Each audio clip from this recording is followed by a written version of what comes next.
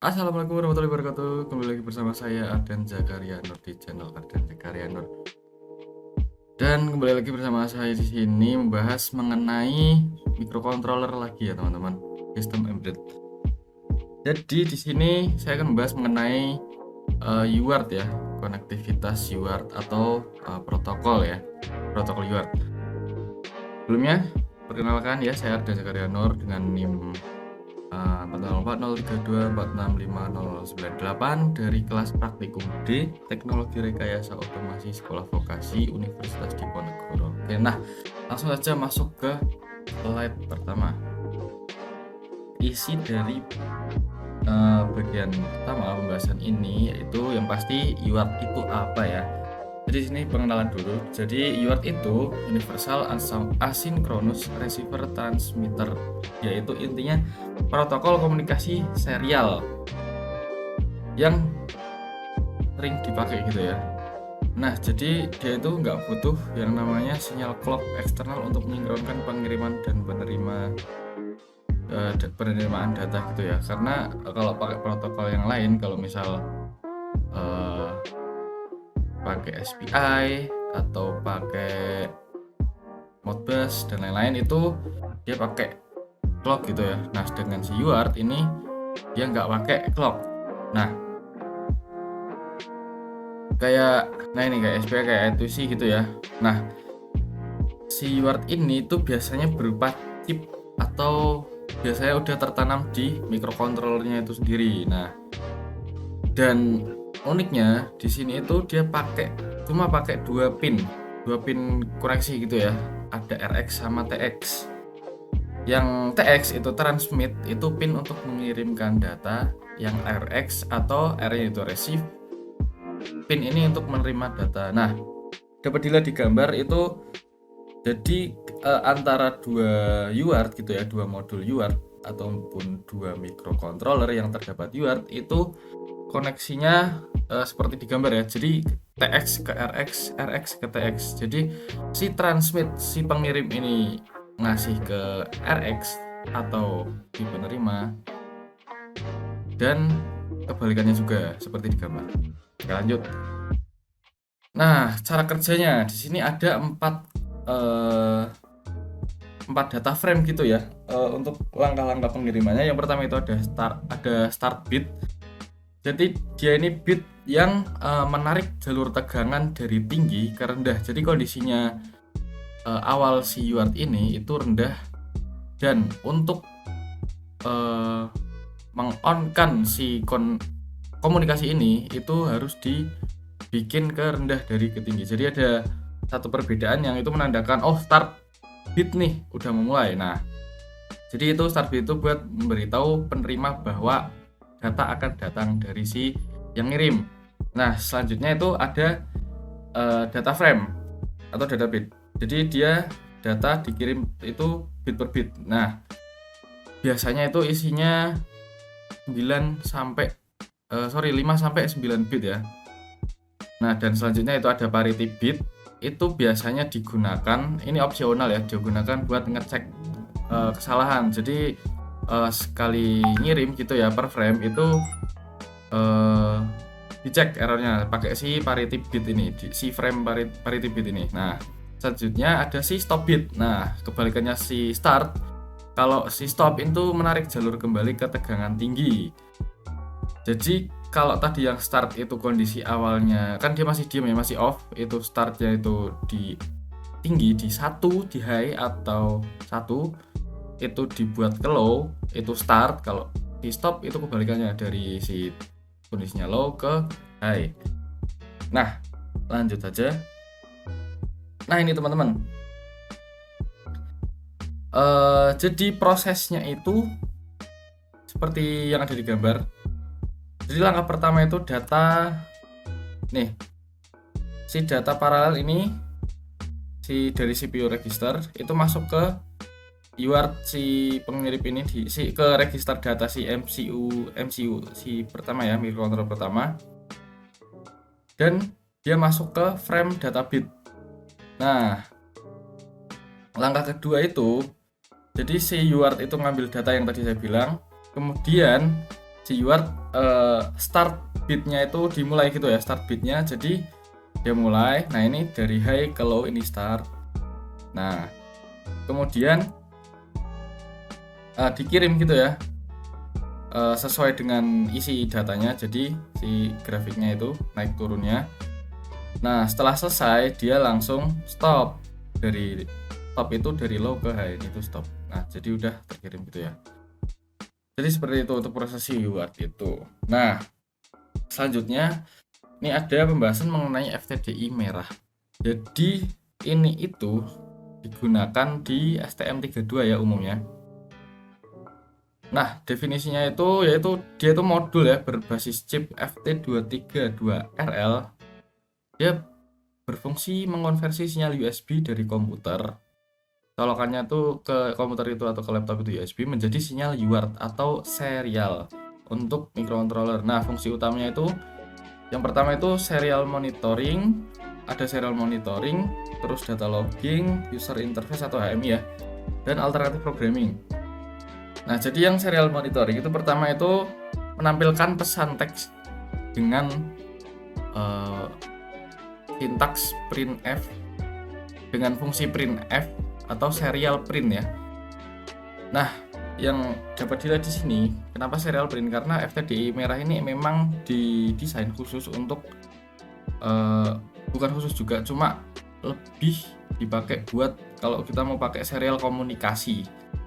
Jadi kayak si UART ini, kan UART itu tadi komunikasi serial ya. Nah si STM itu perlu si FTDI merah buat bisa komunikasi serial sama si program ataupun si laptop, program yang ada di laptop gitu ya. Nah selanjutnya kedua itu ada data logging. Dia itu mengirim data sensor dari alat ke komputer untuk diolah lebih lanjut, misal ke Excel atau ke Python ya, atau ke programnya itu langsung. Nah selanjutnya itu HMI. Jadi dia menjadi jalur bagi user biar si user itu bisa nginput atau merintah melalui keyboard dari HMI itu ya. Dari HMI kita bisa klik dari layar laptop ke perintah ke STM melalui si FTDI merah ini. Nah yang terakhir ada alternatif programming, dapat digunakan untuk mengisi program atau flashing ya pada board yang memiliki bootloader serial. Jadi dia juga bisa menjadi istilahnya nyimpen program gitu ya, biar nggak hilang. Nah oke, lanjut lagi. Nah jadi kita balik lagi ke UART ya. Jadi di sini ada keuntungannya konektivitas UART, yaitu pertama komunikasi serial yang sederhana dan mudah diimplementasikan, biaya rendah untuk perangkat keras dan koneksi, kapabilitas luas dengan berbagai perangkat. Jadi sangat simpel gitu ya, yang tadi saya bilang itu koneksinya cuma perlu dua pin, dua kabel. Yang pertama TX sama RX, transmit untuk mengirim, receive untuk menerima. Hanya itu saja dan mudah ya. Nah tantangannya itu sinkronisasi baud rate yang harus sama. Ketika baud rate-nya berbeda dari yang misal microcontroller satu dengan yang satunya lagi gitu ya, baud rate-nya berbeda, itu nggak bakalan bisa. Nah di situ kita harus menyamakan baud rate-nya agar proses komunikasi itu bisa berjalan gitu ya, karena kalau beda nggak bisa. Nah selanjutnya jarak terbatas dalam transmisi data. Yang terakhir rentan terhadap noise yang dapat mengganggu sinyal. Nah memang kekurangannya si UART ini, jarak komunikasinya itu nggak bisa jauh karena memang keterbatasan dari kabel yang digunakan gitu teman-teman. Nah jadi kesimpulannya, yang pertama itu UART atau Universal Asynchronous Receiver Transmitter, dia itu sebuah protokol komunikasi serial yang menjadi bahasa standar bagi microcontroller seperti STM32 untuk bertukar data. Nah nanti saya juga ada demonstrasi UART menghubungkan STM32 dengan SP32 teman-teman. Nah kelebihannya atau kekuatannya si UART ini hanya butuh dua kabel tanpa sinyal clock eksternal dan sangat hemat pin karena hanya dua pin doang ya. Nah perannya itu menentukan bagaimana data dibungkus melewati data frame tadi agar pesan bisa terkirim dengan akurat. antara pengirim dan penerima. Nah, yang kedua itu kita tadi bahas FTDI merah, dia itu sebagai jembatan gitu ya.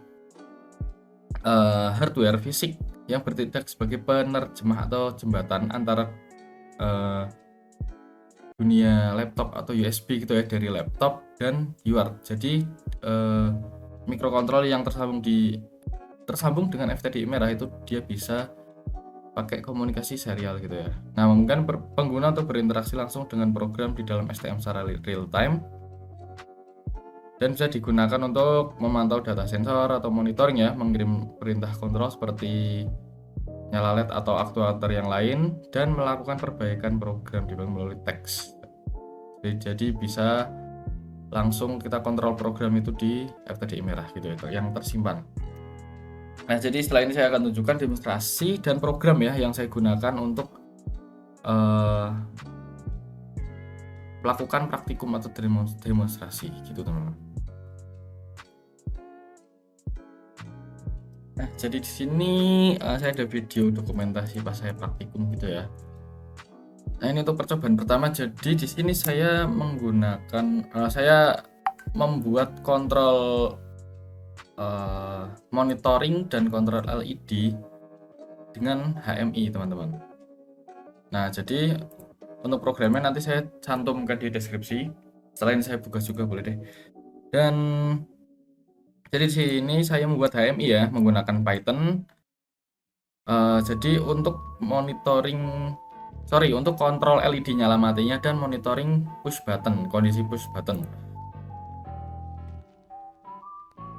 Nah, jadi ketika tombol LED nyala diklik ataupun mati diklik, itu LED bakalan merespon.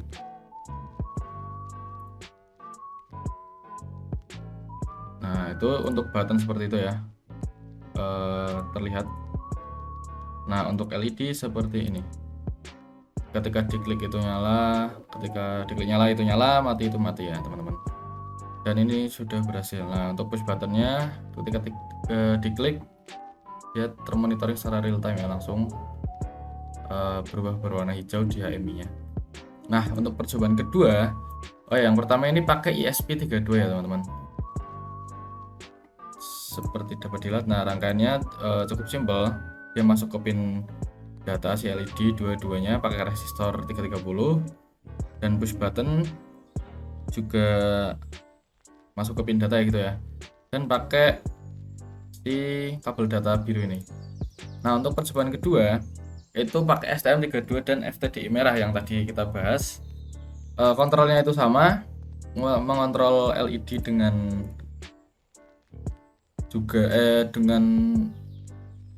HMI dan juga monitoring push button itu sama ya, seperti tadi. Nah, dan yang ketiga itu saya menghubungkan kedua microcontroller. Jadi si ESP32 itu sebagai penyimpan program gitu ya, dan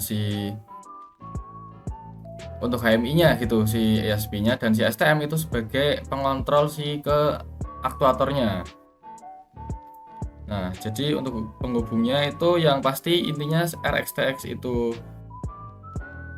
nyambung, dan VCC 3,3 volt dan ground itu nyambung satu sama lain antar mikrocontroller. Nah, yang pertama tadi untuk program si kontrolnya si STM itu sudah dimasukkan dan disimpan lewat si ST-Link. Nah, kemudian si SP itu kita colokkan sebagai pengontrol si HMI-nya. Nah, jadi ini kontrol LED juga dan monitoring push button masih sama, cuma ini kita pakai dua microcontrol gitu ya. Sebentar. Nah, ini untuk push buttonnya ketika diklik ada terlihat press, ada yang press, ada yang release. Release itu berarti yang tidak ditekan ya. Nah, untuk LED-nya itu nyala ketika diklik di HMI tanpa kita harus memainkan aktuator gitu ya, hardware-nya maksudnya. Nah, untuk programnya ini saya buka dulu. Nah, untuk ini yang SP yang percobaan pertama. Nah, cukup simpel ya, cuma seperti ini. Jadi untuk pinnya itu LED-nya di pin 2 dan pin 4, untuk push button di pin 12 dan pin 14 si ISP. Nah, pakai serial begin ini kita. Nah, pakai digital read dan write. Nah, untuk memunculkan HMI saya pakai Python. Ini untuk program Python ya. Semua program nanti saya taruh di bawah. Nah, kita juga bisa kontrol si COM-nya dan baud rate-nya. Nah, baud rate di sini harus sama dengan baud rate yang ada di program C++, teman-teman. Nah, ini 100.520 ya. Dan di Python-nya juga sama. Ini. Nah, dan ini untuk memunculkan si HMI-nya. Dan untuk kontrol yang caranya, kalian upload dulu di program C++-nya.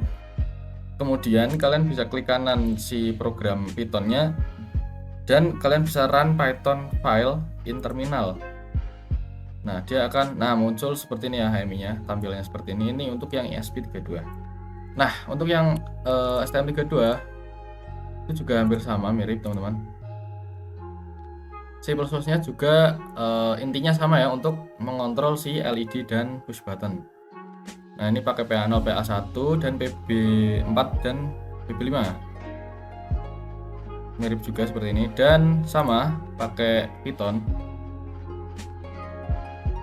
Seperti ini, dan caranya juga sama untuk run si HMI-nya. Kalian bisa, caranya juga sama ya. Tadi upload dulu yang program C++ dan klik kanan di program Python untuk run in terminal. Nah, muncul mirip juga sebenarnya sama ya.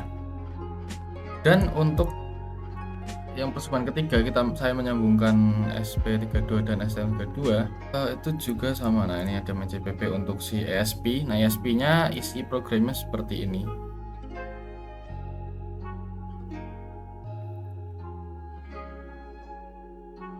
Dan untuk si STM-nya programnya seperti ini teman-teman, C++-nya. Baud rate-nya juga sama nih ya, pin-pinnya juga masih sama.